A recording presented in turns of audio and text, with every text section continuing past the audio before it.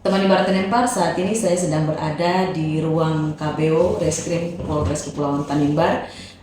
Saya dan beberapa rekan jurnalis ingin mengupdate tentang informasi pencurian yang telah terjadi di rumah makan food container di Toko Anjeli yang terjadi pada bulan Oktober tahun lalu. Saat ini saya sedang bersama dengan Pak KBO. Pak KBO, Siap. selamat siang. Selamat Ya, siang. Pak. Kami ingin menanyakan soal kasus pencurian itu diduga melibatkan anak di bawah umur ya. Ya. Bisa dijelaskan kejadiannya kapan dan proses penanganannya sudah sejauh mana, Pak? Mungkin kejadian secara eksplisitnya mungkin secara detailnya mungkin nanti dijelaskan sama beliau, tapi terkait dengan itu memang kita sudah berkoordinasi dengan para pelapor, khususnya tuh si Bapak siapa tuh sudah? Aron Sitorus. Aron Sitorus kemarin sekitar 2-3 minggu lalu kita arahkan datang ke sini, kemudian kita arahkan, kita jelaskan lah terkait dengan posisi kasusnya bagaimana. Tapi memang saat ini memang masih dilakukan pendalaman dan pengembangan, karena memang yang namanya pencurian ini kita harus maksimalkan, jangan sampai memang mereka ini merupakan salah satu sindikat ataupun mereka ini adalah salah satu anak-anak yang dimanfaatkan oleh orang lain. Makanya kita harus dalami jangan sampai TKP yang dicuri itu di sana. Ternyata kita harus dalami lagi apakah ada kemungkinan ada TKP lain selain dari sana, dan nanti juga kita pasti akan cross check dengan adanya laporan-laporan pencurian yang memang sudah cukup banyak kita terima. Siapa tahu ada korelasinya antara kejadian di food container itu yang ayam geprek itu dengan TKP lain ataupun laporan-laporan lain yang sudah masuk, mungkin begitu. Itu artinya bahwa karena kasus pencurian itu begitu marak terjadi di Kota Saung Melaki dan diduga ada gerbong ya, begitu ya? Itu diduga ada gerbong itu kita belum tahu, karena memang kita kan masih pendalaman, jadi kan kita tidak bisa menyimpulkan sekarang. Jadi karena sekarang ini masih dalam tahap penyelidikan, kita masih tetap dalami dulu. Maksudnya dengan keadaan yang sekarang kan juga kan kita harus berhati-hati lah, tapi dimaksimalkan lah dengan adanya sudah ada upaya kemarin, sudah dapat ya beliau pelaku-pelakunya, makanya kita profiling dulu yang bersangkutan ini, pelaku-pelakunya kita lakukan pendalaman. Untuk adanya gerbong dan segala macam saya tidak bisa menyampaikan karena sekarang juga masih tahap penyelidikan gitu, masih pendalaman. Baik Pak, dengan Bapak siapa? Dengan Made. Pak Made. Bapak Made yang menangani kasus pencurian di ayam geprek gitu ya? Siap Ibu. Oke Pak, bisa dijelaskan Jadi Pak? kami jelaskan Ibu sesuai dengan tugas kami. Itu kan saya di bidang opsional Bu. Di bidang di reskrimnya yang di lapangan ya Bu. Jadi kami terima laporan pengaduannya waktu itu, yang pertama di bulan Oktober memang benar, yang waktu itu kehilangan barang bukti berupa 2 buah aki truk, dan yang keduanya itu pada tanggal 27 Januari yang hilang itu ada tab, ada juga beberapa uang.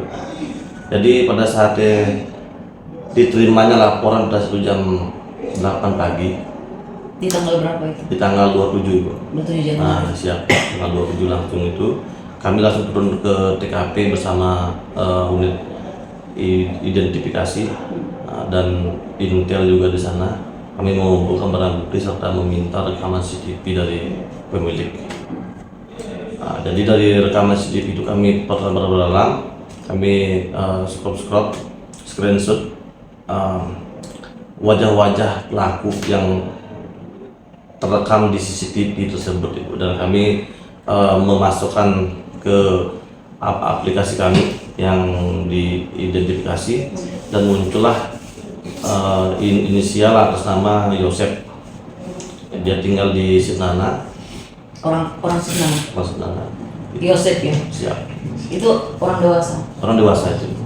Orang dewasa. Jadi kejadian pertama yang di bulan Oktober yang aki-aki hilang itu belum dilaporkan? Sudah dilaporkan ya Bu. Kami dari bulan Oktober itu pencarian memang dari rekaman CCTV itu tidak terlalu jelas ketemuannya. Jadi nanti kejadian kedua baru langsung. Siap. Kejadian keduanya ini karena pelaku di yang pertama dan kedua agak mirip dan rekaman CCTV-nya juga itu lebih jelas. Di yang kedua kami langsung mencetuk ke rumah si Yosep tersebut. Yang membawa parang. Siap. Yang dewasa juga. Gitu.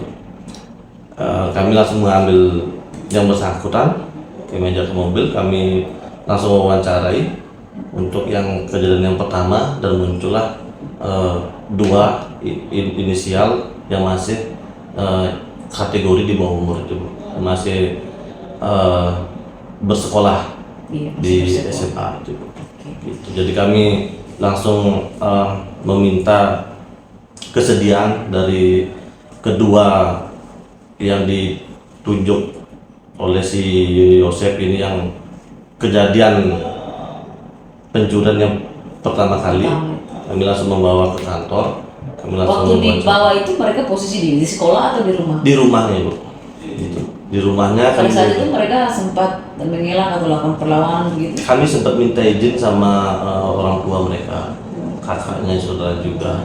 Kami minta izin dan kami tanya dan mereka memang langsung mengakui bahwa mereka itu memang mengambil dua buah haki yang sama-sama melakukan bertiga waktu itu. Gitu. Jadi yang mengulangi pencurian kembali ini adalah si Yosep. Yosep yang dewasa itu. Gitu. Dalam penyelidikan itu dia membawa parang ya, parang. Yang Pada saat dia mengaku dia membawa parang. Yang pencuriannya. Pencurian kedua si Yosep. Katanya parang itu ditemukan di sana. Katanya begitu tuh. Tapi soal CCTV yang bagaimana? Yang Bapak lihat itu benar dia bawa atau dia temukan di area TKP? Kalau kami lihat memang dia tuh memang membawa langsung parangnya dia. Gitu. Menurut pengakuan dia parang itu untuk apa? Sebenarnya mau pakai untuk apa? Belum sampai di sana belum kami tanya. Yang jelas kami tanya yang pertama dulu untuk pengungkapan, otomatis kita yang cari barang bukti. Nah, dan dari pada saat kami ambil dia itu, kami langsung menanyakan barang bukti di mana. Ada tab dan barang-barang lain seperti speaker aktif. Gitu. Kami mengambil di beberapa tempat yang dia taruh barang-barang tersebut. Gitu. Kami ambil, langsung kami amankan barang buktinya, membawa ke kantor dan kami wawancarai dan pengembangan lagi apakah dia pernah mencuri tempat lain atau tidak, seperti itu. Barang bukti berupa aki-aki itu masih dikembalikan? Kalau akinya itu menurut keterangan mereka bertiga, mereka tuh menjualnya di tempat besi tua gitu, besi tua. Dan untuk nominalnya satu unit aki itu seharga 50.000 gitu. Karena memang untuk pembelian di besi tua memang harga aki per kilonya 1.000. Siap. Luar biasa. Oke. Kemudian sampai sejauh ini penanganannya sudah bagaimana? Siap. Dari waktu kejadian tersebut, keesokan harinya kami juga memanggil dari orang tua dari para pelaku, serta kami juga panggil juga dari si pihak korban datang ke sini. Dan selanjutnya kami itu sudah melaksanakan sesuai prosedur tuh. Yang pertama kami membuat BAW, yaitu berita acara wawancara, gitu. Ya, yang lebih meningkat lagi ke BAP. Gitu. Sebelumnya kita BAW dulu. Gitu. Dan kami sudah membuat laporan polisi yang model A, yang memang ditemukan oleh polisi sendiri. Gitu. Sebagai kami yang apa yang ditemukan? Ditemukan seperti itu. Oke. Untuk ketiga pelakunya ya? Siap. Yang itu kan semua satu rangkuman. Iya. Untuk satu laporan polisi jadi karena keterkaitan semua. Iya, baik. Tiga pelaku itu kan 2 diantaranya anak sekolah. Siap. Bagaimana penanganan khusus untuk anak sekolah? Atau ini kan mereka masih di bawah umur pastinya ya? Bagaimana? Pada saat setelah kejadian tersebut Bu, dapat kami jelaskan itu untuk keesokan harinya menurut mereka juga punya hak untuk sekolah. Jadi kami menyampaikan ke orang tuanya bahwa silakan bersekolah, nanti setelah sekolah dia wajib laporkan dulu sementara sampai perjalanan kasus ini seberapa jauh nanti. Sementara Yosef bagaimana? Yosef sementara ya memang kita sempat tahan waktu itu karena kami terbentur kemarin Bu, maaf juga itu kasus pembunuhan yang harus kami ke Larat. Habis itu tahapan pemilu juga Ibu. Dalam penanganan kasus tindak pidana yang melibatkan anak ini, apa hak-hak anak yang perlu dilindungi? Yang salah satunya karena mereka itu sudah menginjak bangku sekolah, jadi harus sekolahnya mereka tidak boleh terganggu. Itu paling poin itu. Tapi bagaimana dengan keresahan para korban dan rata-rata masyarakat mengeluh bahwa pelaku pencuriannya adalah anak-anak di bawah umur? Bagaimana? Nanti akan kami Mereka masih tetap sekolah, mereka masih tetap berkeliaran, tetapi di sisi lain para korban dan masyarakat merasa risih dan resah. maka dari segi dari terbitnya LPA kami itu, kami juga nanti untuk yang 2 pelaku anak ini kami limpahkan ke PPA. PPA sebagai tanggung jawab untuk Sudah pemberkasan. dilimpahkan atau belum? Kami masih sebatas BAP yang pelaku, BAW-nya dari korban, laporan polisi.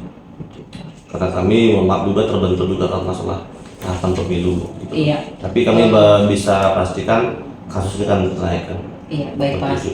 Secara pelapor dan dia merasa tidak puas dengan kinerja polisi begitu. Untuk itulah kami datang menanyakan sejauh mana penanganannya. Oke. Baik Pak, upaya lain seperti yang disebutkan Pak KBO tadi soal hak anak itu bagaimana? Ada upaya-upaya misalnya mereka ganti rugi atau apa begitu? Kalau tidak ditahan, bagaimana mereka ganti rugi? Tentunya ya kita sesuaikan dengan undang-undang sistem perlindungan anak. Jadi tetap pedoman kita undang-undang perlindungan anak, kita tidak bisa menyamakan mereka dengan orang dewasa. Oleh karena itu kita harus koordinasikan juga dengan instansi-instansi terkait dari pemerintah daerah juga, mungkin dari orang tua korban juga, orang tua pelaku khususnya ya, untuk kita lakukan pembinaan lah. Makanya dalam saat ini masih kita lakukan penyelidikan. Mungkin saya tambahkan sedikit karena memang saat ini kita juga masih situasi yang sangat sibuk ya sampai sekarang ini ya. Setelah pemilu ini ya. Pemilu kan masih bergulir nih sampai tanggal 5 Maret. Ya memang tidak bisa dijadikan alasan. Tapi itu tadi kita tetap harus berbagi-bagilah. Contoh beli made ini aja baru aja pulang dari Nirunmas untuk melaksanakan pengamanan di sana terkait dengan pencoblosan sampai dengan penghitungan di tingkat kecamatan di Nirunmas. Jadi memang saat ini kita terforsir lah, tapi tidak boleh juga meninggalkan tugas pokok kita seperti di bidang penyelidikan dan juga penyidikan. Semua kasus bergulir, semua penanganan tindak pidana tetap bergulir, tapi kita terbagi fokus kita sampai kita juga harus mengawal kontestasi pemilu ini biar bisa berjalan. Iya. Ya. Baik Pak, yang terakhir itu soal karena kasus pencurian ini marak di Somlaki dan itu biasanya anak-anak di bawah umur yang melakukannya. Ada permintaan dari masyarakat soal dilakukannya seminar atau sosialisasi ke sekolah-sekolah begitu soal pencurian anak di bawah umur dan juga penanganannya. Bukan berarti mereka di bawah umur lantas mereka bebas dari hukuman begitu Pak? Ya. Jadi begini Bu, fenomena ini itu bukan tanggung jawab kita polisi saja, ini tugas kita semuanya. Iya. Termasuk orang tua guru, instansi pemerintahan, dinas pendidikan, dinas pemberdayaan perempuan dan anak. Ini semua tugas kita, oleh karena itu kita harus bersinergi bersama-sama lah. Kita bangun supaya Tanimbar ini bisa lebih baik ke depannya. Untuk dari Polres sendiri, sejauh ini memang kita karena kita di bidang penegakan hukum ya di Reskrim, kita itu khususnya dari salah satu bidang seksi hukum Sikum Polres itu setiap minggunya itu mereka selalu melakukan penyuluhan di sekolah-sekolah, bahkan dari Binmas mereka juga beberapa kali, seminggu sekali, kadang-kadang mereka ngambil apel untuk memberikan himbauan dan pengertian lah, pemahaman hukum kepada siswa-siswa khususnya yang ada di Kepulauan Tanimbar. Bagaimana perbandingan sosialisasi yang terus dilakukan dan meningkatnya kasus-kasus itu? Perbandingan sosialisasi dan peningkatan, tentunya upaya-upaya sosialisasi itu terus kita jalankan ya. Penegakan hukum juga jalan, semuanya beriringan sih. Dan itu tadi, seperti saya sampaikan, ini bukan tugas kita, ini tugas kita semuanya.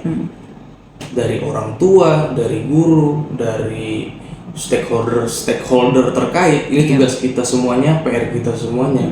Jadi mari kita sama-sama kita jagalah anak-anak kita ini, karena anak-anak ini kan salah satu penerus ya, penerus bangsa dan juga salah satu penerus di Kabupaten Kepulauan Tanimbar inilah. Jadi saya sampaikan, kita dari Polres upaya tetap meningkat juga. Tetap upaya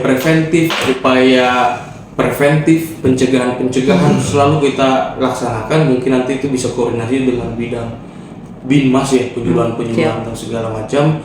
Kalau kita juga dari seksi hukum di Sikum, setahu saya juga mereka ada agenda untuk melakukan himbauan dan sosialisasi terkait dengan kasus-kasus tindak pidana yang terjadi di Kabupaten Kepulauan Tanimbar.